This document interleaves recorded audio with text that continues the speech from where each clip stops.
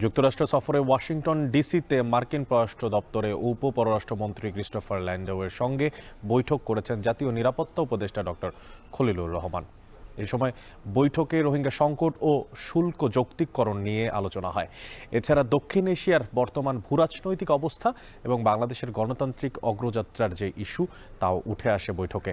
মার্কিন উপপররাষ্ট্রমন্ত্রী ডক্টর ইউনূসের নেতৃত্বের ভূয়সী প্রশংসা করে বলেন, গণতান্ত্রিক অগ্রযাত্রায় বাংলাদেশ একটি গুরুত্বপূর্ণ সময় পার করছে। আর এই সময় বাংলাদেশের প্রতি যুক্তরাষ্ট্রের অব্যাহত সহযোগিতার কথা পুনর্ব্যক্ত করেন ক্রিস্টোফার ল্যান্ডাও।